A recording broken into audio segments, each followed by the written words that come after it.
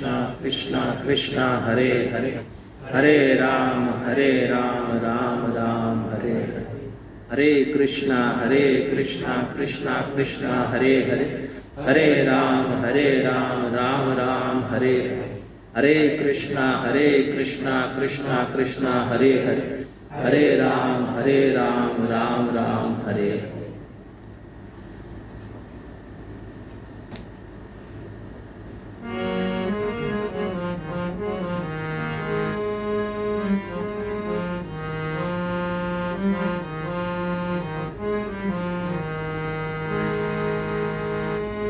जय राधा माधव जय कुंज बिहारी, जय राधा माधव जय कुंज बिहारी, जय राधा माधव जय कुंज बिहारी, जय राधा माधव जय कुंज बिहारी, जय राधा माधव जय कुंज बिहारी, जय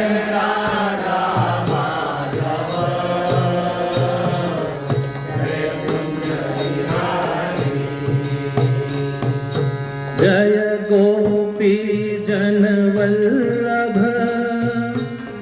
जय गिरिवर धारी, जय गोपी जन वल्लभ जय गिरिवर धारी, जय गोपी जन वल्लभ जय गिरिवर धारी, जय गोपी जन वल्लभ जय गिरिवर धारी, जय राधा माधव जय कुंज बिहारी, जय राधा माधव जय कुंज बिहारी, यशोदानंदन व्रज जन रंजन, यशोदानंदन यशोदानंदन व्रज जन रंजन, यशोदानंदन यमुना तीर वनचारी, यमुना तीर वनचारी, यमुना तीर वनचारी, यमुना तीर वनचारी, जय राधा माधव जय कुंज बिहारी, जय राधा माधव जय कुंज बिहारी, हरे कृष्णा कृष्ण कृष्ण हरे हरे, हरे राम राम राम हरे हरे, हरे कृष्णा कृष्ण कृष्ण हरे हरे, हरे राम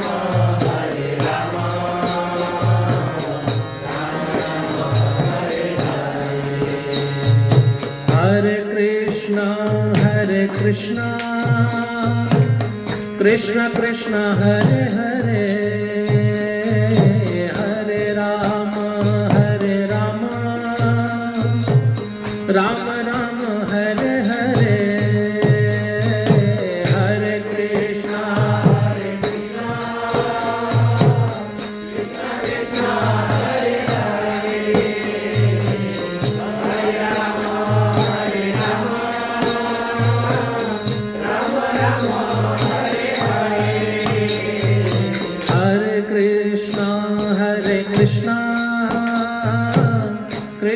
कृष्ण हरे हरे हरे राम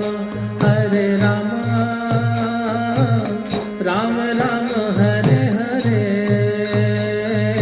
हरे कृष्ण कृष्ण कृष्ण हरे हरे राम हरे राम हरे कृष्ण कृष्ण कृष्ण हरे हरे हरे राम राम राम हरे हरे हरे कृष्ण हरे कृष्ण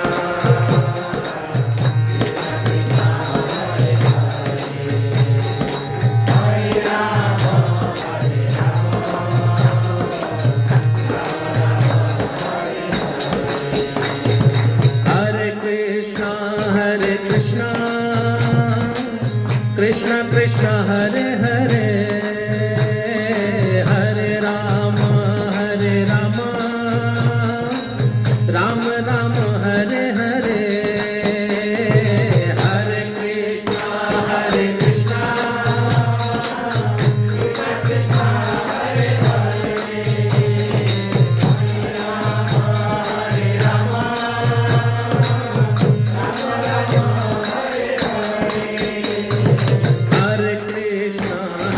कृष्ण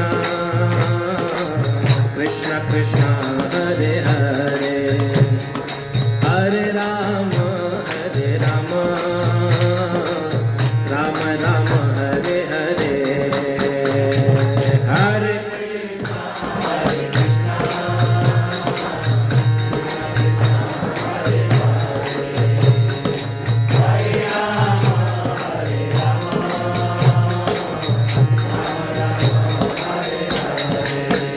जय प्रभुपाद जय प्रभुपाद प्रभुपाद जय प्रभुपाद जय प्रभुपाद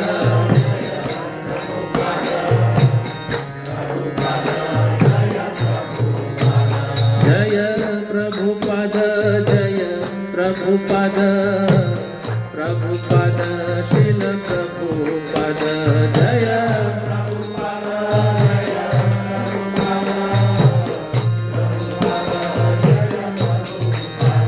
निताय गौर हरि बोल हरि बोल हरि बोल निताय गौर हरि बोल निताय गौर हरि बोल हरि बोल हरि बोल निताय गौर हरि बोल निताय गौर हरि बोल हरि बोल हरि बोल निताय गौर हरि बोल निताय गौर हरि बोल हरि बोल हरि बोल निताय गौर हरि बोल। भुवन मंगल हरि नाम संकीर्तन की जय जगत गुरु श्रील प्रभुपाद की जय निताय गौर प्रेमानंदे हरि बोल।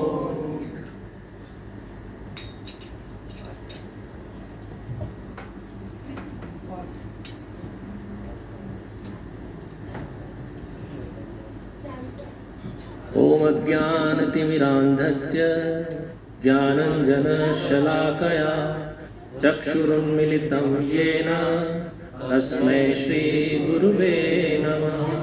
श्रीचैतन्यमनोभीष्टं स्थापितं येन भूतले स्वयं रूपः कदा मह्यं ददाति स्वपदान्तिकम्।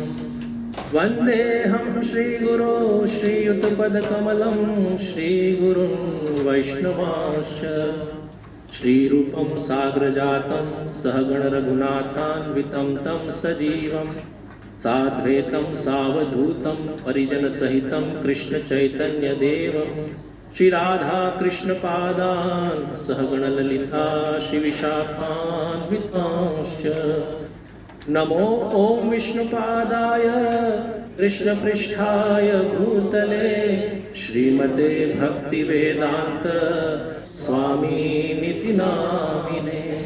नमस्ते सरस्वते देवे गौरवाणी प्रचारिणे निर्विशेष शून्यवादी पाश्चात्य देशतारिणे।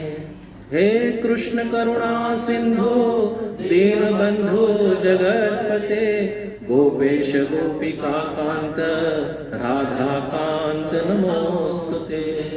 तप्त कांचन गौरांगी राधे वृंदावनेश्वरी वृषभानुसुते देवी प्रणमामि हरिप्रिये।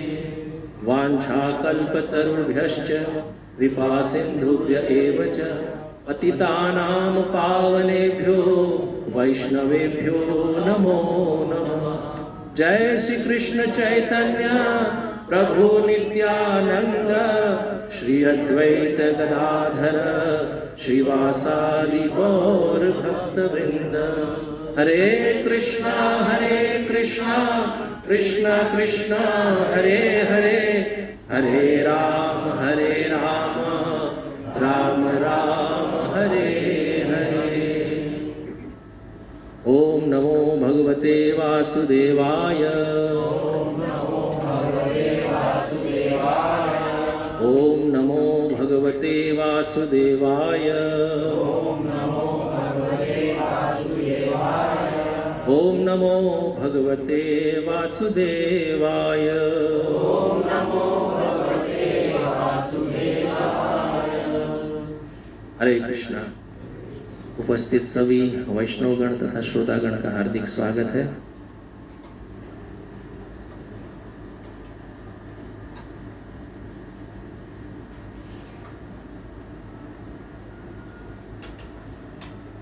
तो हम श्रीमद् भागवतम के छठे स्कंद पे चर्चा कर रहे थे। पिछले सत्र में हमने कुछ 15 श्लोक की आवृत्ति की थी।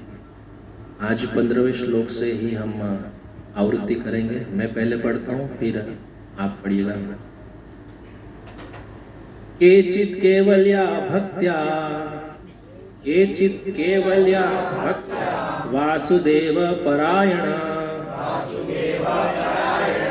अघं धृण्वन्ति काष्णेन निहारम् इव भास्कर। केचित् केवल्या भक्त्या वासुदेव परायण अघं धृण्वन्ति काष्णेन निहारम् इव भास्कर। केचित् केवल्या भक्त्या वासुदेव परायण अघं धृण्वन्ति काष्णेन निहारम् इव भास्कर।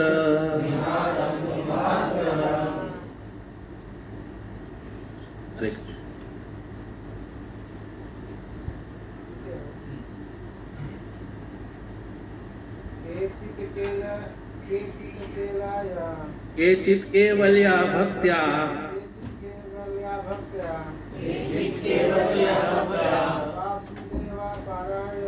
वासुदेव परायण अघं धृण्वन्ति काष्णेन निहारम् इव भास्कर।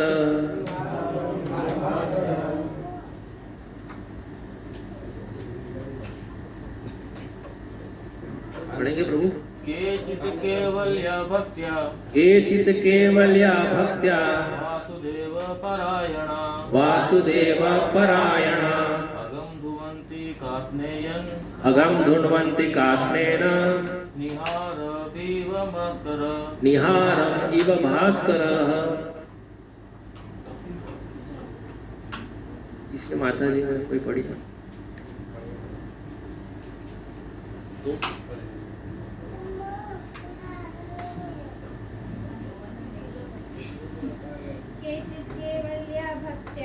केचित् केवल्या भक्त्या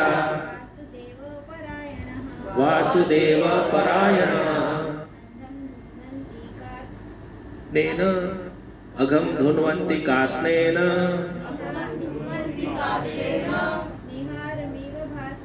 निहारम् इव भास्करः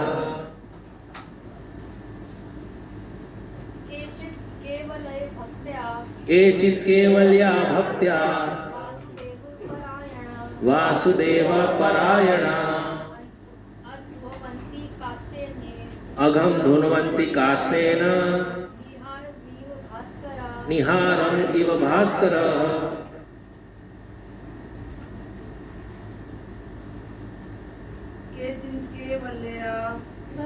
केचित् केवल्या भक्त्या वासुदेव परायणा काष्णेन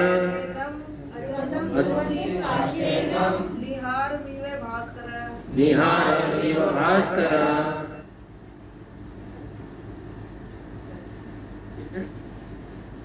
बहुत सुंदर। हरे कृष्णा कृष्णा कृष्णा हरे हरे, हरे राम राम राम हरे हरे।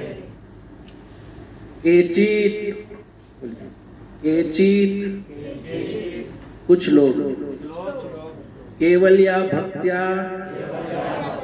शुद्ध भक्ति के द्वारा वासुदेव सर्वव्यापक पूर्ण पुरुषोत्तम भगवान कृष्ण के प्रति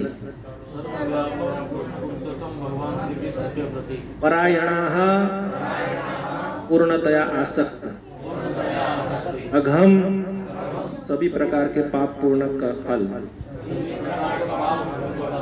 गुणवंती विनष्ट करते हैं काष्णेन पूर्णतया निहारम कुहरा इव सदृश भास्करः सूर्य। हरे कृष्णा।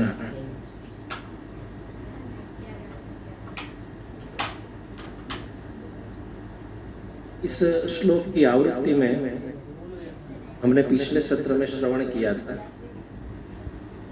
कि केचित यानी कोई विरला ही व्यक्ति इसने कृष्ण की पूर्ण भक्ति का स्वीकार कर लिया है, वो पाप पूर्ण कर्मों के सभी खत परवार सभी समूल नष्ट कर सकता है, जिनके पुनः जीवित होने की कोई संभावना नहीं है। वह भक्ति योग संपन्न करके इस धरातल पे सभी पाप पूर्ण कर्मों से निवृत्त हो सकता है। जिस तरह सूर्य अपनी किरणों से कोहरे को नष्ट कर देता है। यहाँ श्री सुखदेव गोस्वामी हमको एक उपमा से समझाते हैं कि केचित कोई कोई व्यक्ति भगवान कृष्ण के प्रति उनके चरण कमलों में अपना शीश झुकाता है या तो समर्पण करता है, वो व्यक्ति अपने पाप पूर्ण कर्म इस प्रकार नष्ट कर देता है जिस प्रकार से सूरज की किरणें कोहरे को नष्ट कर देती है। तो हमने पिछले सत्र में श्रवण किया था पंचम स्कंद के अंतिम अध्यायों में नरक का वर्णन सुखदेव गोस्वामी करते हैं और प्रश्न रखते हैं श्री परीक्षित महाराज। और वो प्रश्न क्या है, किसी को याद है? जिसने लास्ट सत्र अटेंड किया है प्रश्न क्या है वो बताइए। यस बताइए आप। परीक्षित महाराज प्रश्न करते हैं कि जिसका नरक जाना निश्चित है वो कैसे सब पापों से मुक्त हो सकता है। सुंदर। हरे कृष्णा कृष्णा कृष्णा हरे हरे, हरे राम राम राम हरे हरे। तो बताते हैं मनुष्य को किस तरह इस नारकीय परिस्थिति से बचाया जा सकता है। ऐसा नहीं कि वो नरक में गया है और निकालने का प्रश्न समझिए। प्रश्न ये रख रहे हैं कि जिसने पाप पूर्ण कर्म कर दिए हैं और उसको इस स्थिति से कि अभी वो नरक ही जाने वाला है, उस स्थिति से कैसे बचाया जाए कि वो जाए ही नहीं, है ना, ये प्रश्न। तो इस 6ठे स्कंद में करीबन 19 अध्याय है। हमने रिफ्रेशमेंट के तौर पे सब श्रवण किया है। टोटल 12 स्कंद है श्रीमद् भागवत पुराण में। उसमें से पंचम स्कंद के अंतिम अध्याय में नरकों का वर्णन, और उसके पश्चात एक करुणा व्याप गई परीक्षित महाराज को कि इतना भयंकर घोर भीषण नरकों की यातना भोगनी पड़ रही है, तो जीव को इस यातना में जाना ही ना पड़े ऐसा कोई उपाय बताइए, ये प्रश्न रखा। तो परीक्षित महाराज एक वैष्णव है, पर दुख दुखी। जो वैष्णव है हमेशा दूसरों का भला सोचता है। सामान्य जीवन में हम देखते हैं कि मैं कैसे आगे निकल जाऊं या मैं कैसे ज़्यादा बड़ा हो जाऊं, लेकिन वैष्णव में ऐसा नहीं है, वो हमेशा दूसरों के विषय में सोचते हैं। तो परीक्षित महाराज ने भी इस प्रकार प्रश्न रखा है।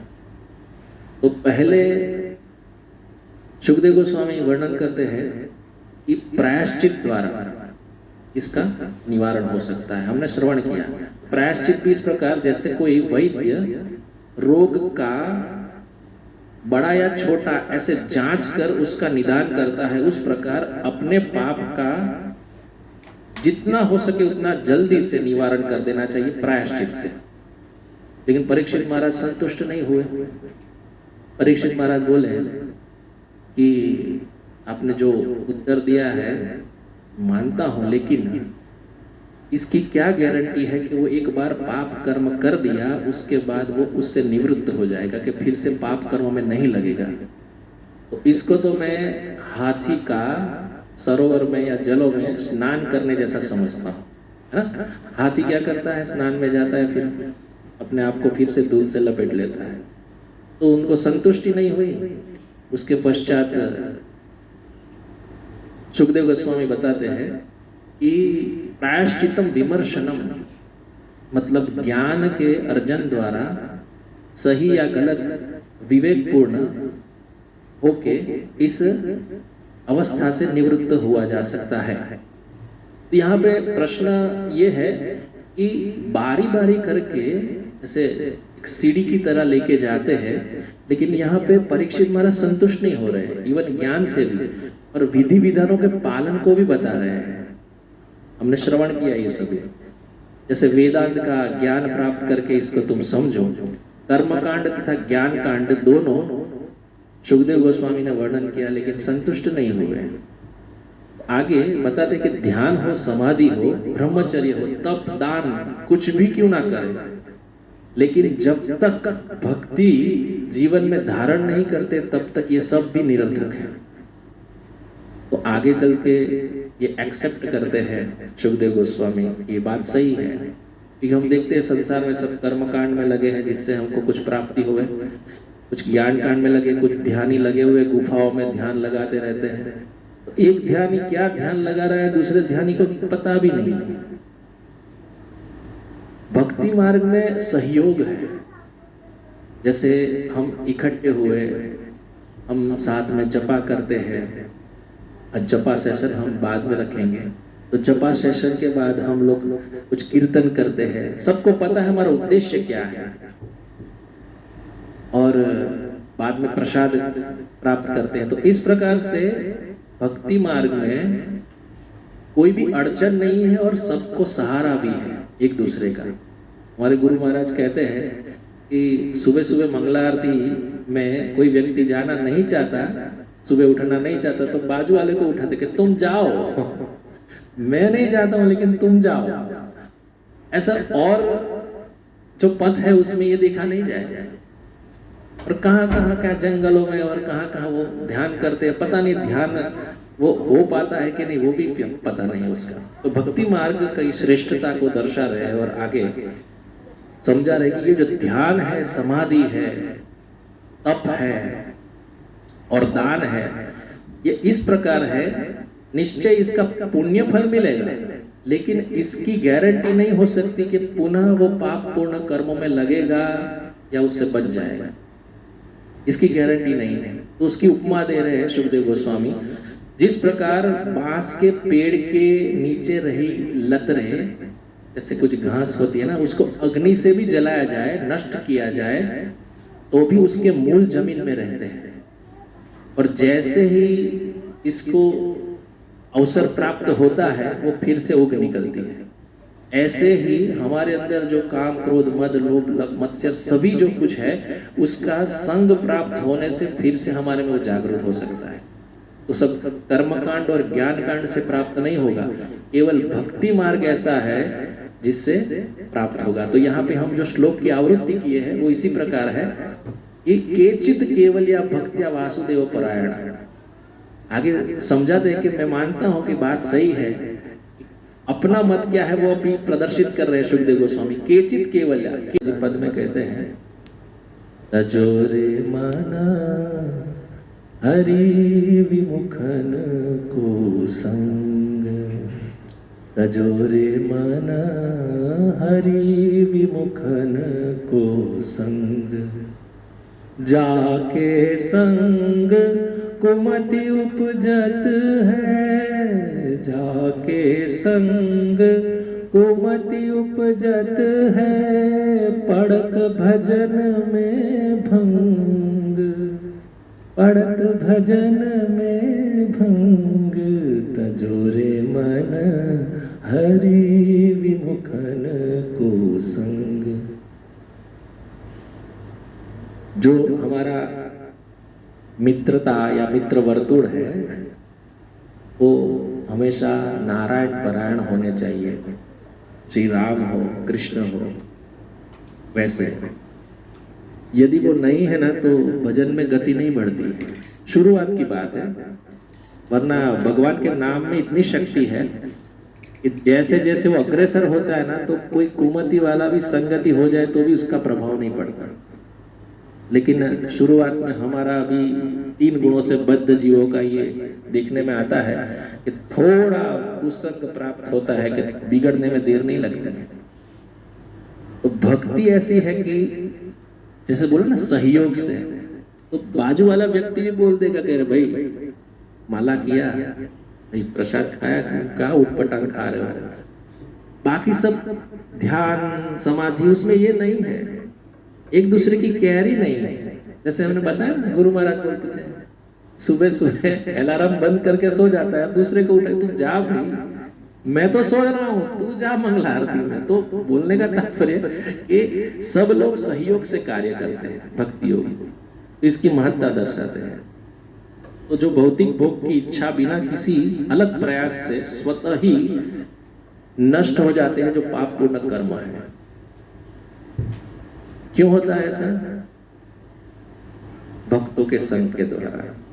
केचित, वो तो कुछ कुछ लोग कर पाते हैं, क्योंकि भगवत गीता में भगवान कहते हैं मनुष्याणाम सहस्रेषु कश्चित यतति सिद्धये, मनुष्याणाम सहस्रेषु कश्चित यतति सिद्धये, यतताम अपि सिद्धानाम कश्चित माम वेत्ति तत्त्वतः, यतताम अपि सिद्धानाम। कुछ कुछ सिद्धि प्राप्त करते हैं मनुष्यों में, हजारों मनुष्य में, और कुछ कुछ सिद्धि प्राप्त मनुष्यों में कोई कोई व्यक्ति ही, विरला व्यक्ति ही मुझे तत्व के साथ समझ पाता है।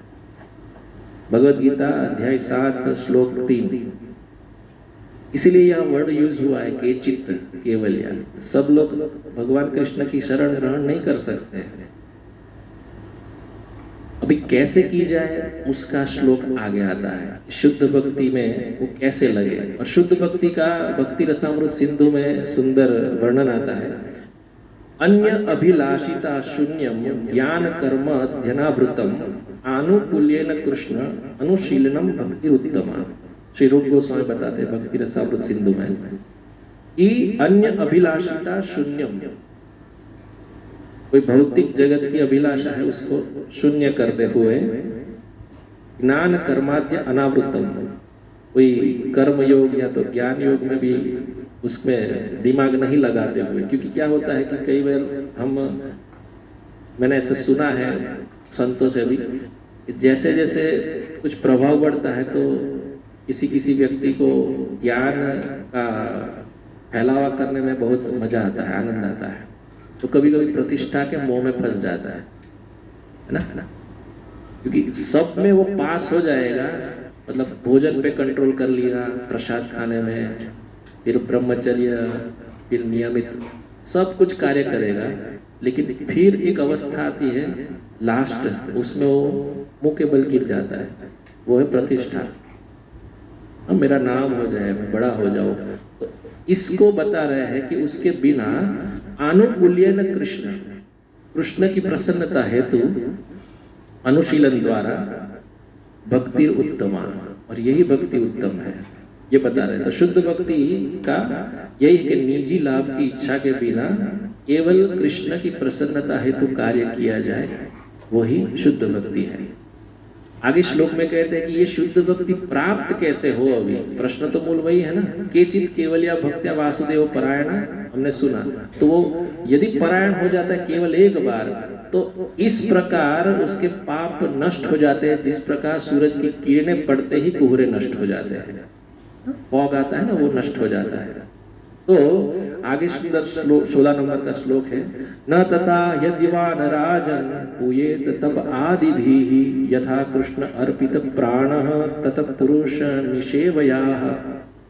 क्या करना है? न तथा यद्यवान राजन, जो मैंने पूर्व में बताया कौन कौन सी चीज, तप, ब्रह्मचर्य, ये सब जो विधि बताई, उस विधि से पाप पूर्ण कर्मों से निकला नहीं जा सकता। केवल कैसे निकला जाएगा? यथा कृष्ण अर्पित प्राण,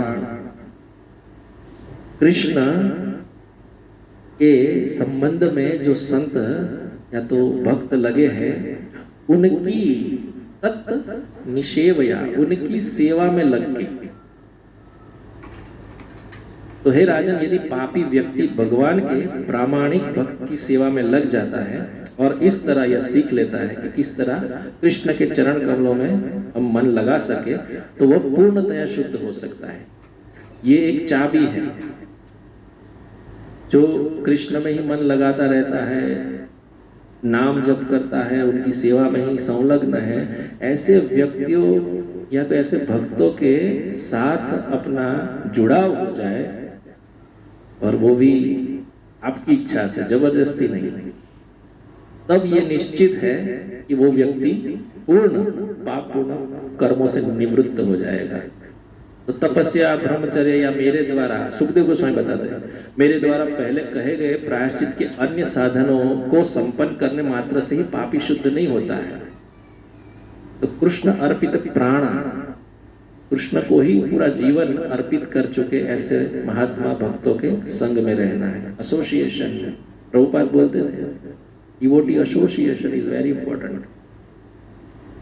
इसलिए मैंने वो सूरदास जी का पद भी गाया ना, तजोरे मन हरि विमुखन को संग, जो भगवान के विमुख है उनके साथ हाय हल्लो तक ठीक है, थोड़ा बहुत बातचीत कर लिया ठीक है, लेकिन ज्यादा उनके साथ घुल मिल ना हुआ तो अपना भजन नष्ट हो सकता है।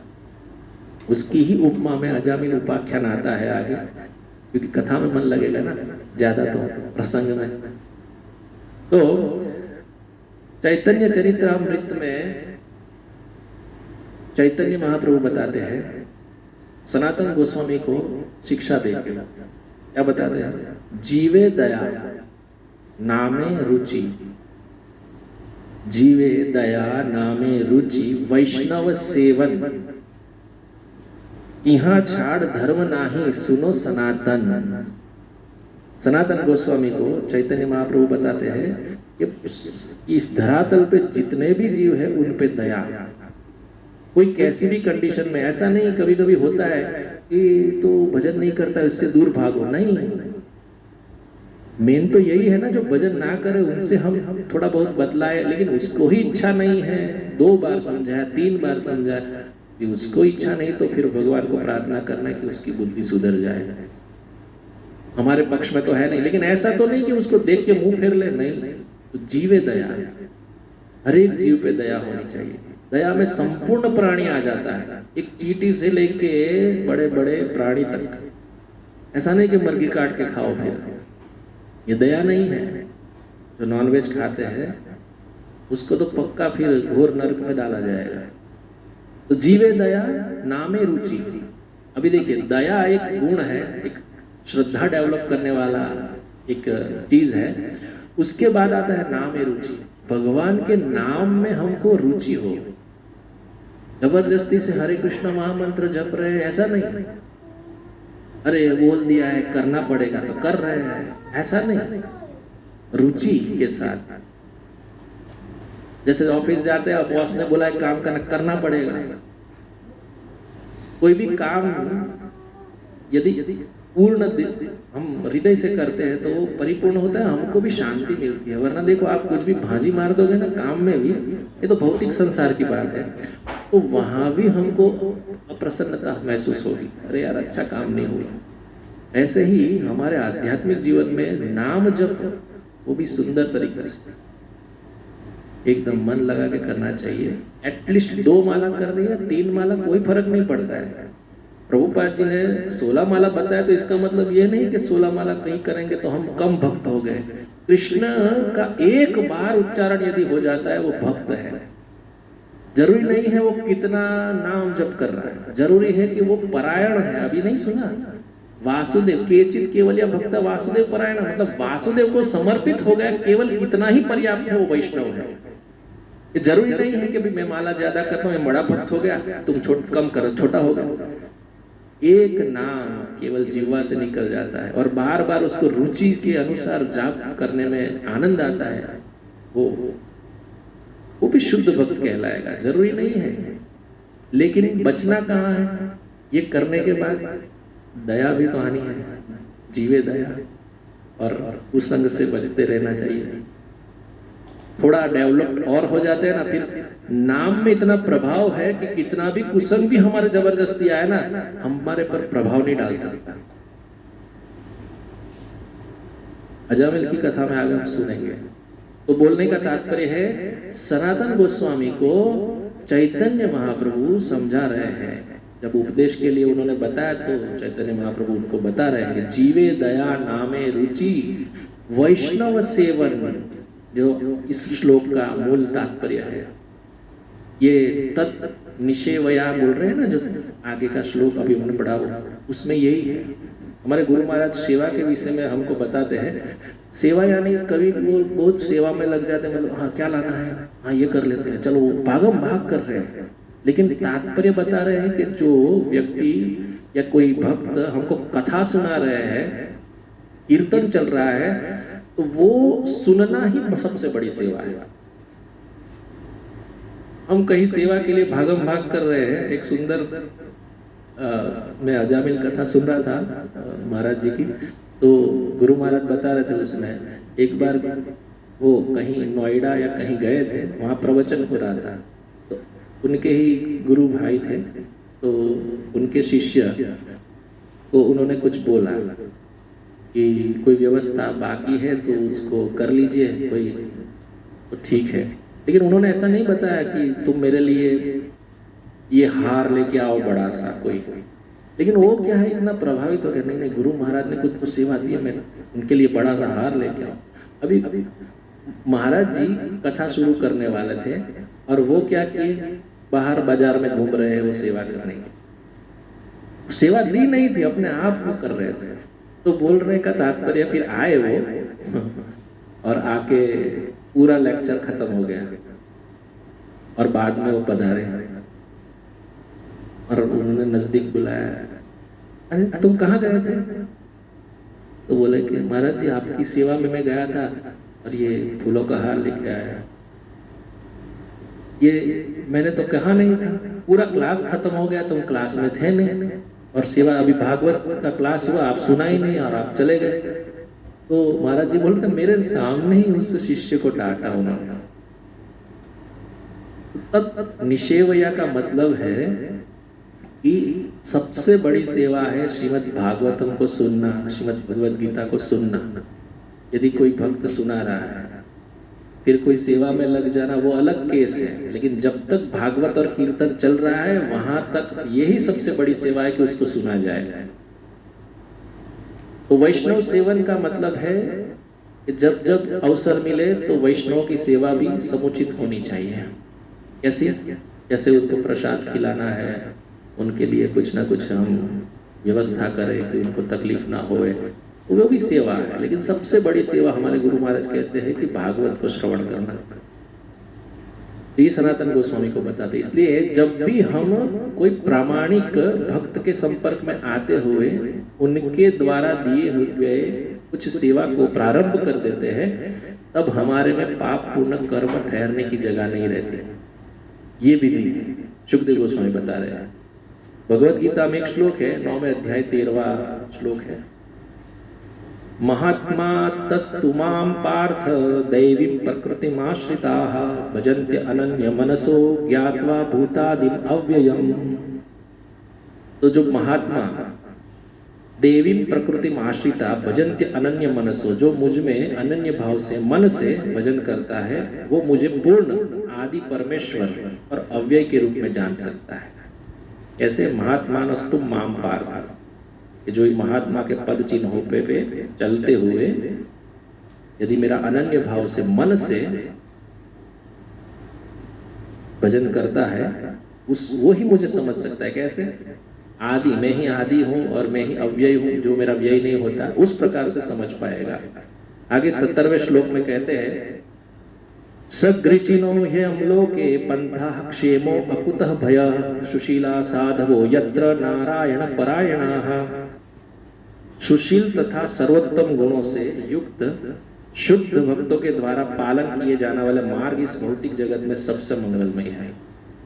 सुशीला, जिसके जो कर्म है सदाचार पूर्ण है, उनके साथ उनके जो शास्त्रों के सम्मत सब नियमों का पालन करते हुए कर्म किया जाए, वो सबसे मंगलमय है। यह भय रहित है और शास्त्र द्वारा प्रमाणित भी है।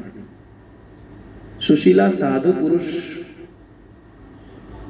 यानी समाज में हम देखते हैं ज्यादातर जहां भी कोई साधु के वेश में रहते हैं तो हम उसको नमन करते हैं। वेश का नमन अनिवार्य है, कोई ने साधु वेश लिया है तो, लेकिन उसके जीवन काल में क्या क्या उसका कार्यकलाप है वो भी तो नजरअंदाज नहीं किया जा सकता। तो कोई भी साधु है मतलब वो परिपूर्ण है, ऐसा नहीं है। उसका आदर है साधु वेश का, लेकिन उसका इसलिए यहाँ सुशीला बोला गया है। सुशीला मतलब जो उसके शील आचरण भी उस प्रकार से है, ऐसे वैष्णव की सेवा में लग रहा है, वो भय रहित है। क्योंकि कोई बच्चा कब संरक्षण प्राप्त करता है? जब कोई माँ के अंतर्गत वो रहता है। कहीं हम गए और माँ के अगल बगल खेल रहे थे, वहां तक वो संरक्षित है। लेकिन जैसे ही वो उस एरिया से बाहर निकल जाता है तो असुरक्षित है। इसी प्रकार भक्त भी ऐसे ही सबको संरक्षण प्रदान करते हैं। जैसे प्रभुपाद एक उदाहरण देते हैं कि जब मृत्यु आती है तो बिल्ली और चूहा का उदाहरण देते हैं। जब चूहे की मृत्यु आती है मतलब बिल्ली को देख के चूहा डर जाता है ना, वो मुंह में उस प्रकार पकड़ती है कि उसका तो भी खात्मा ही है। लेकिन जब बिल्ली अपने बच्चे को पकड़ेगी तो सेम पद्धति से ही पकड़ती है, दांतों से ही पकड़ती है, लेकिन चूहा डर जाता है, लेकिन बिल्ली का बच्चा अपने आप को सुरक्षित पाएगा। इसी प्रकार वैष्णव का संग करने से जो उनके अनुशील्य में पड़ा हुआ व्यक्ति है वो भी अपने आप को सुरक्षित पाएगा। प्रभुपाद एक यहाँ पे सुंदर बात बताते हैं इस श्लोक के तात्पर्य में कि भक्ति मार्ग अंगीकार करने वाला व्यक्ति कर्मकांड के अनुष्ठान को नहीं कर सकता। ऐसा नहीं है। कभी कभी बोलते हैं ना कि भक्ति करना है तो कर्मकांड और ये सब ये खेल तो केवल स्त्रियां कर सकती है और जो निम्न जाति के लोग हैं वही कर सकते, क्योंकि उनको ज्ञान में कुछ आता नहीं है।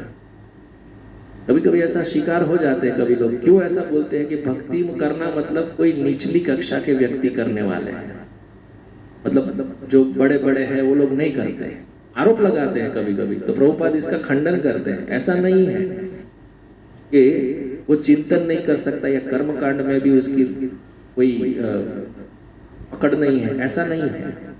तो मायावाद यह आरोप लगाते हैं कि भक्ति मार्ग स्त्रियों तथा अशिक्षित व्यक्ति के लिए है, नहीं। भक्ति मार्ग का चयन चैतन्य महाप्रभु तथा रामानुजाचार्य ने अनुमोदित किया है। रामानुजाचार्य सबसे बड़े आचार्य श्री संप्रदाय के, है ना, और विद्वान भी थे। ऐसे ही चैतन्य महाप्रभु है। तो कोई चाहे निम्न हो या शिक्षित, कोई भी इस भक्ति मार्ग का चयन कर सकते हैं। चैतन्य चरितामृत में और एक बयान आता है, बोल रहे कीबा विप्र कीबा न्यासी शूद्र कहने नहीं। कीबा विप्र कीबा न्यासी शूद्र कहने नहीं, यही कृष्ण तत्ववेत्ता सही गुरु है। मतलब गुरु कौन हो सकता है? जो कृष्ण को तत्व से जानता है। ऐसा जरूरी नहीं है विप्र माना ब्राह्मण।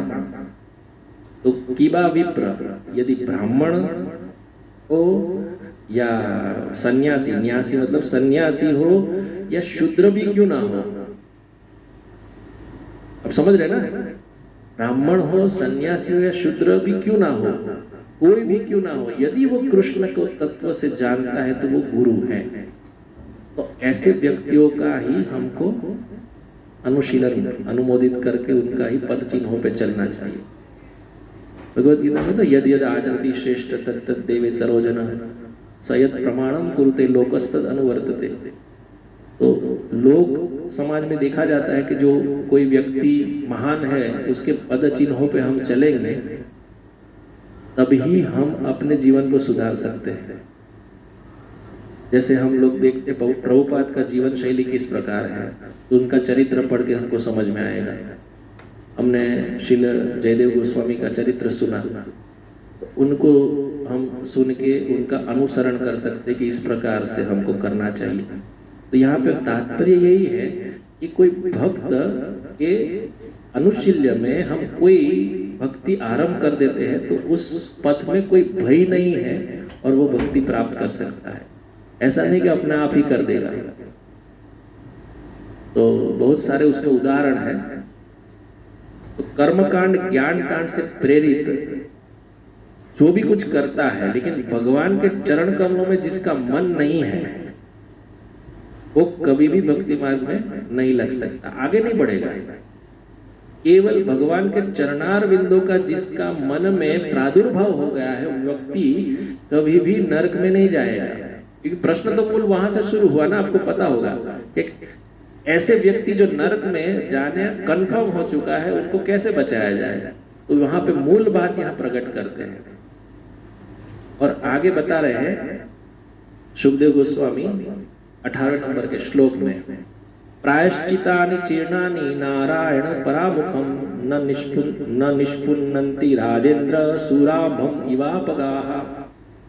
क्या बोल रहे हैं? राजन, जिस तरह सुरा से सने हुए पात्र को अनेक नदियों के जल से धोने पर भी शुद्ध नहीं किया जा सकता।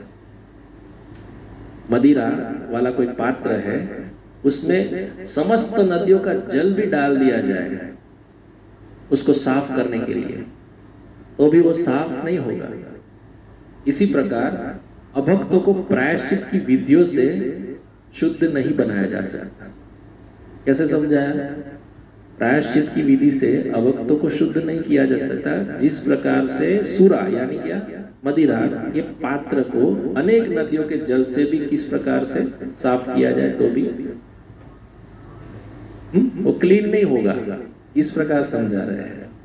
तो गुरु महाराज इस परीक्षित महाराज की बता रहे हैं कि गुरु महाराज हमारे इस कथा में बता रहे थे कि तो फिर आगे क्यों कहा प्रायश्चित और ज्ञान कांड के विषय में। तो अभी बता रहे हैं मूल जो बात है ना, उस पे आके सुखदेव गोस्वामी सकृत मनः कृष्ण पदार विंदयो निवेशितम तद्गुण रागियैरिह न तेयं पाशभृतश्च तद्भटान् स्वप्नेऽपि पश्यन्ति चीर्ण निष्कृताः। क्या बताए? सकृन मनः कृष्ण पदार विंदयो। सकृन का मतलब है केवल एक बार, सकृन केवल एक बार मन। वहां मन फिर से आया। देखो, मन के विषय में हमने पिछले सत्र में बहुत चर्चा की। सक्रिन मन, जो लोग एक बार भी केवल भगवान श्री कृष्ण के कमल चरण कमलों का ध्यान या तो मन में उनकी स्फुरना आ जाती है, तो आगे बोलते हैं न ते यमम पाशभृतश्च तद्भटा। खाली नाम में केवल ऐसे बोलते हैं ना, ये बच्चा कितना सुंदर है, जैसे हम दामोदर का रूप देखते हैं इसलिए छवि रखते हैं ना घर पर, कभी देख के भी हमको आनंद आ जाता है दामोदर की छवि देख के, राधा कृष्ण को देख के। एक बार भी केवल जिसका मन 1 मिनट के लिए भी क्यों ना लगे, उतना भी लग गया ना, तो कभी भी उनको यम या यम दूतों का दर्शन स्वप्न में भी नहीं होगा।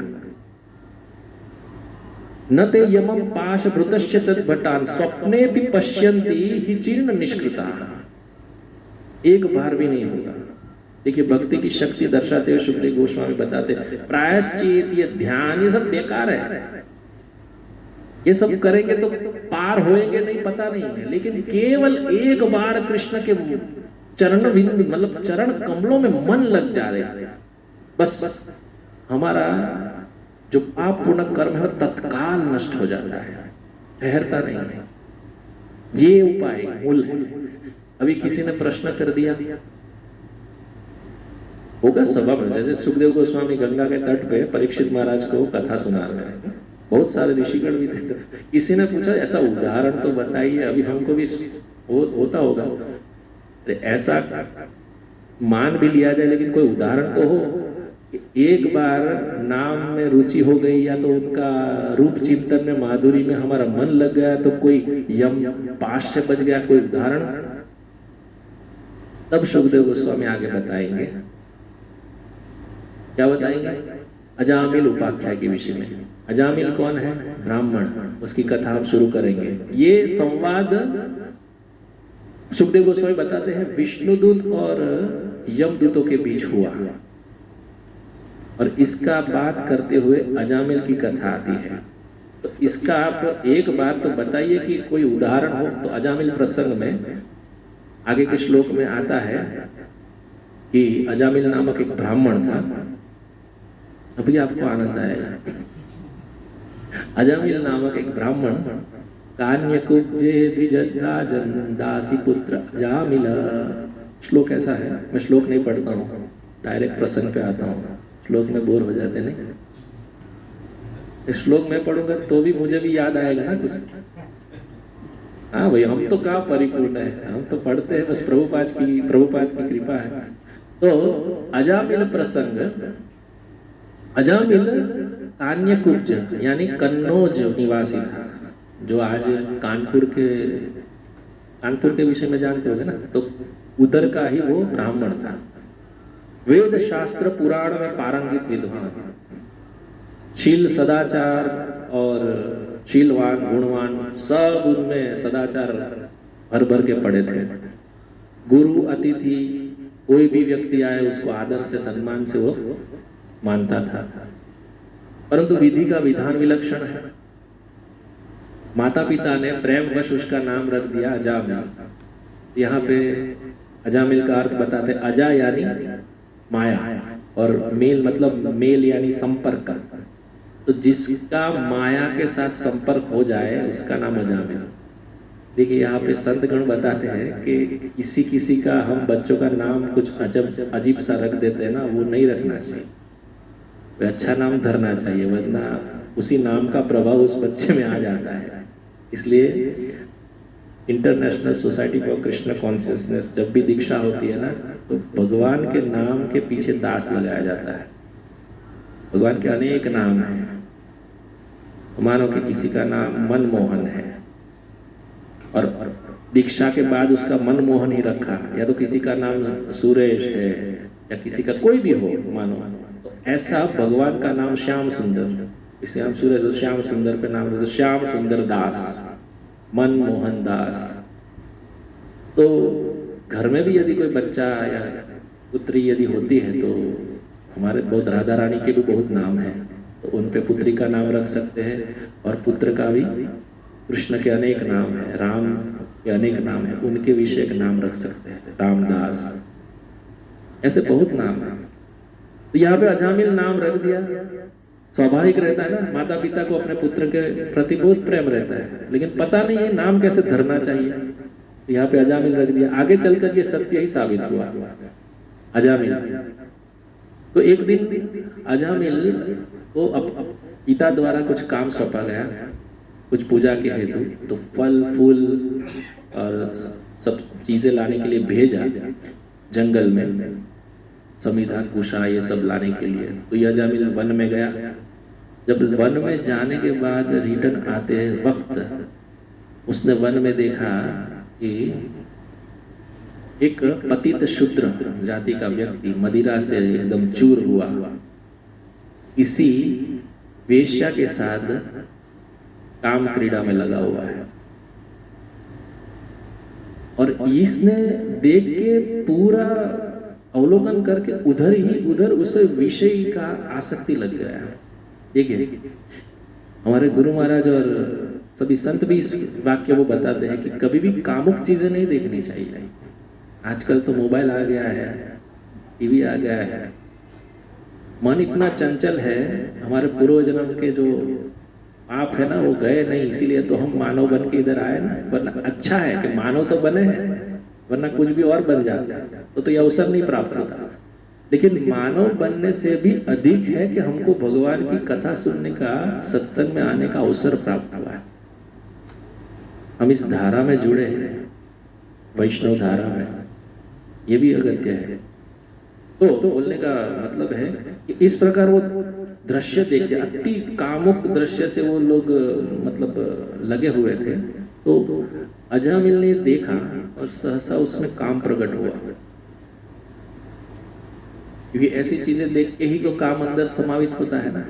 भगवान भगवद गीता में इसके विषय में बोलते हैं, ध्यायते विषयान पुंसा संगस्तेषु उपजायते, संजात संजायते कामा कामात् क्रोधो विजायते, क्रोधात् भवति सम्मोहा सम्मोहात् स्मृति विभ्रमः स्मृति भ्रंशात् बुद्धिनाशो बुद्धिनाशात् प्रणश्यति। एक क्रम है भगवद गीता में, भगवान बता रहे हैं कि ध्यायतो विषयान पुंसा, यदि विषय संग लगा, ध्यायतो विषयान पुंसा संगस्तेषु उपजायते, तो एक प्रकार का हमको मोह प्राप्त होगा उसको प्राप्त करने हेतु। अभी वो उसमें कुछ अड़चन आएगी तो काम के बाद धीरे धीरे क्रोध आ जाएगा, क्रोध के बाद धीरे धीरे फिर से उसको विशिष्ट प्रकार का मोह पैदा होगा, विवेक नष्ट हो जाएगा, और फिर उसकी बुद्धि अंतिम में, क्योंकि बुद्धि ही जो है निर्णय लेगी। मन में स्फुरना होती है लेकिन बुद्धि क्या है, निर्णय करती है। जैसे कंप्यूटर वाले समझते हो गए, कमांड कुछ डालते हैं लेकिन बुद्धि उसको कंट्रोल करती है। सीपीयू बोलते हैं ना, उसके अंदर करना नहीं करना, हम पूछते are you sure we have to delete this, तो हम सोचते हैं ना फिर नहीं करना चाहिए, वो बोलो करना चाहिए। ये नहीं करना चाहिए, करना चाहिए, सब शिक्षाएं हमको शास्त्रों से प्राप्त। तो वो बुद्धि का कार्य है कि करे या ना करे, लेकिन यदि वो ऐसी प्रवृत्ति में लगा तो भवकूप में फिर से गिर जाएगा। तो यहाँ पे एक कामुक दृश्य देख के ये हो गया। इसके विषय एक दृष्टांत में टीकाकार बताते हैं कि व्यास देव जी और जैमिनी ऋषि का एक दृष्टांत आता है। तो व्यास देव जो है वो भागवत में एक श्लोक में बताते थे कि कभी भी घर में भी अपनी बेटी सयानी हो जाए, या तो अपनी भाभी या कोई भी स्त्री हो जो अपनी स्त्री से अलग उसका जो संबंध हो ना, उसके कभी भी सटक से नहीं बैठना चाहिए, बाजू में भी नहीं बैठना है, सोना भी साथ में नहीं चाहिए, कोई भी परिस्थिति क्यों ना हो। ये भागवत में आता है। तो जैमिनी ऋषि को एक प्रश्न हो गया। जैमिनी बता रहे थे, क्योंकि जैमिनी ऋषि जो थे व्यास देव के शिष्य थे, उन्होंने प्रश्न किया कि मैं इसको नहीं मानता, क्योंकि जो शीलवान और जो अपनी इंद्रियों को काबू करने वाले व्यक्ति है वो ऐसा कभी नहीं करेंगे। तो व्यास देव जी ने हम समझाया उसको कि नहीं ये हो सकता है। तो उन्होंने श्लोक में सुधार करके कुछ अपने आप से डालने की कोशिश की उसको। तो व्यास देव जी समझ गए कि कुछ बात तो ऐसी होती है जिसको हम प्रैक्टिकली समझाना पड़ता है। जितना भी हमें यहाँ के बोला जाए, मूल तात्पर्य तो यही कि बात समझ में आनी चाहिए ना। तो एक बार एक अंधेरी रात में अपनी कुटिया से बाहर निकल के एक सुंदर युवती का स्वरूप धारण किया व्यासदेव जी ने, और मंद मंद बादल छाए हुए थे और बारिश हो रही थी, और जैमिनी ऋषि अपने पर्ण कुटीर में थे, और ये व्यासदेव युवती का स्वरूप लेके आए और दरवाजा खटखटाया, 2-3 बार खटखटाया, फिर जैमिनी ऋषि बाहर आए और बोले कि मैं, जो युवती बोल रही है, मैं मेरे साथियों से बिछड़ चुकी हूँ, तो कृपया आज के दिन मुझे आपकी कुटिया में कहीं भी स्थान दे दीजिए, तो मैं वहाँ रात गुजार के सुबह में चली जाऊँगी। इस प्रकार की बात की तो जैमिनी ऋषि तो बोलने लगे, नहीं नहीं, हम स्त्रियों को अपने आश्रम में नहीं रखते हैं, आप चली जाओ। 1-2 बार कहा, स्त्री ने थोड़ी हट की। देखिए, शास्त्रों विधि में तो ऐसा बताया कोई अबला नारी को इस प्रकार से अकेला नहीं छोड़ना चाहिए। मैं कोई भी जगह दे दो, मैं कोने में पड़ी रहूंगी, कोई अलग से कमरे में पड़ी रहूंगी, लेकिन मुझे कृपया स्थान दे दीजिए। आप तो विद्वान हैं, किसी को बात निकालनी हो ना तो बहुत प्रशंसा करते हैं। व्यासदेव को परीक्षा ही लेनी थी तो प्रशंसा शुरू की, आप तो एकदम विद्वान हैं, आप तो शास्त्र विरुद्ध कभी कार्य करते ही नहीं हैं। इस प्रकार से बात करते हुए बाद में जैमिनी ऋषि मान जाते, ठीक है ठीक है, चाबी लेके दी और बोला कि इस बाजू की कुटिया में चली जाओ, मैं इधर, मैं भी खटखटाऊं, कोई को क्या, मैं भी खटखटाऊं तो भी दरवाजा मत खोलना। अभी अंधेरी रात, एकदम मंद मंद बारिश गिर रही है, जैमिनी ऋषि अपने पर्ण कुटीर में, युवती अपने आश्रम में। रात हुई थोड़ी तो जैमिनी ऋषि का अपना जो सिद्धि था ना वो थोड़ी धीरे भंग होने लगा। उनको वो युवती याद आने लगी धीरे धीरे से, वो एक युवती यहाँ सोई हुई है। उनमें सहसा थोड़ा सा काम प्रकट हुआ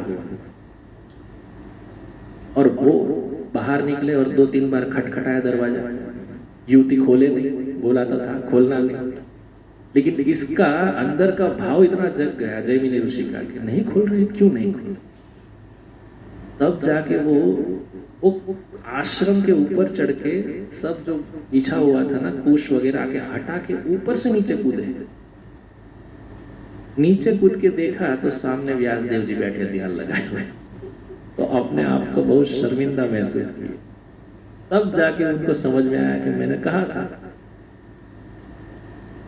नारी जो है स्वयं माया का स्वरूप है, अपनी पत्नी के अलावा किसी और से संबंध वर्जित है। बताया जाता है कि हमारे इस्कॉन में 4 नियम का पालन करना जरूरी है। क्यों?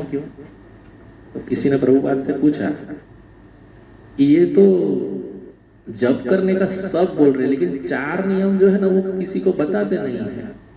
कोई व्यक्ति, कोई भक्त किसी भक्त को बता रहे थे, तो यही बात बताते बताते बताया कि 4 नियम जो है ना वो मनुष्य को समझाने हेतु नहीं है, वो तो गधे है ना उसको समझाना होता है। तो प्रभुपाद जी का वाक्य है, नाम जप किया तो ये 4 भी अपने आप हो जाता है। तो 4 नियम में बात मूल ये है जो बताते अवैध स्त्री संग, मन में भी स्फुरना ना होना चाहिए।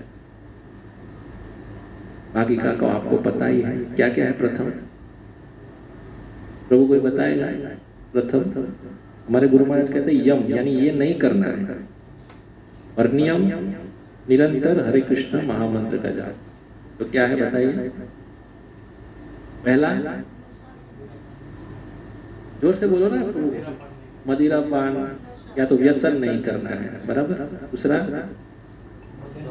अभक्षण, मतलब मांस मच्छी ये नहीं खाना है, अंडा तक।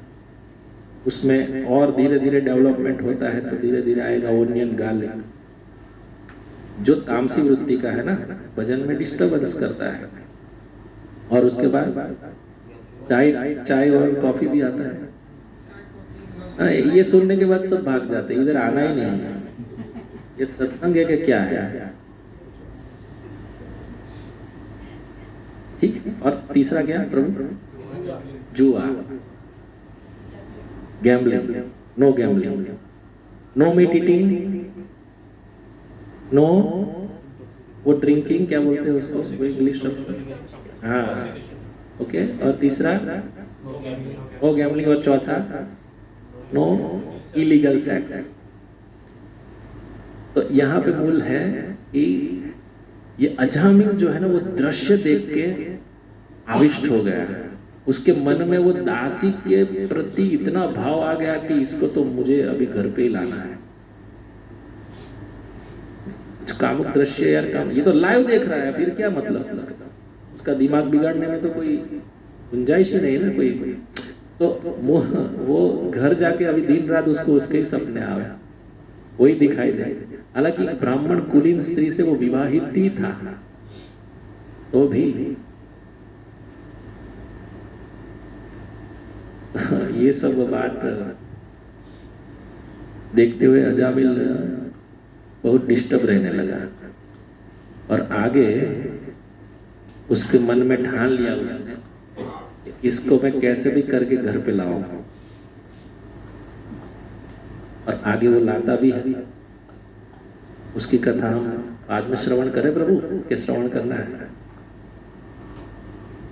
बाद में वो तय करता है कि इसको घर पे लाऊं और अपनी पत्नी को निकाल देता है। अभी सब दूषण उसके जीवन में प्रस्थापित हो जाते हैं। मदिरा पान से लेके सभी जो अभी बात किया ना, ये नहीं करना, सदाचारी था। एक केवल दृश्य देख के उसका पूरा जीवन काल में पूरा चेंजेस आ गया। मांस भक्षण कर का, फिर किसी के पैसों को लूट लेना, सब एक दुर्गुण आते हैं तो फिर दुर्गुण की पूरी चेन लग जाती है। इसीलिए मैंने वो भजन किया, तजोरे मन हरि विमुखन को संग। कुछ भी हो तो जोर से बोलना चाहिए। ऐसा दृश्य भी देखा, कुछ आता है हरे कृष्णा कृष्णा कृष्णा हरे हरे, हरे राम राम राम हरे। कभी भी मन में भी कुछ स्फुरना होवे ना, कुछ ऐसी गलत, तुरंत हरे कृष्ण महामंत्र या तो जो आपको मन लगे, सीताराम सीताराम, जो भगवान का नाम केवल, इससे ही ये जाएगा, आएगा, ये सभी दृश्य आएगा। क्यों?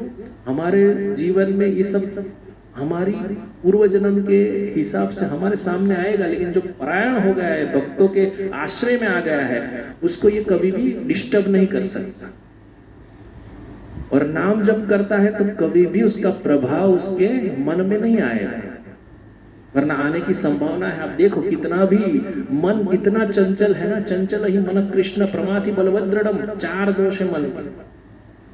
चंचल है, प्रमाथि न हट करने वाला है, चंचल तो है ही, हट करने वाला है। प्रमाथि बलभद्रडम, बलवान भी है और दृढ़, हिलेगा भी नहीं।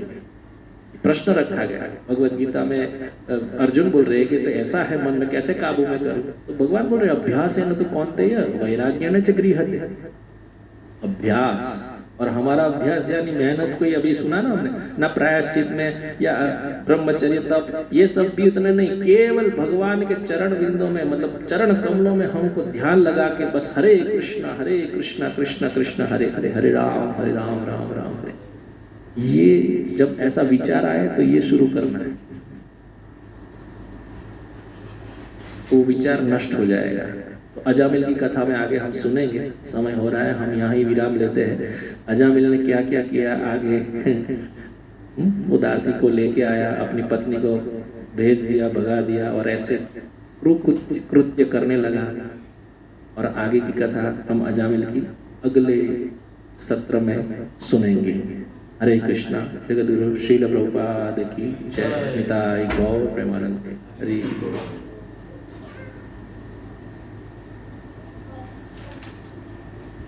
कीर्तन प्रभु जी। और कीर्तन के बाद एक पाला जब हो जाए राउंड, एक कीर्तन के बाद तुरंत 5 मिनट केवल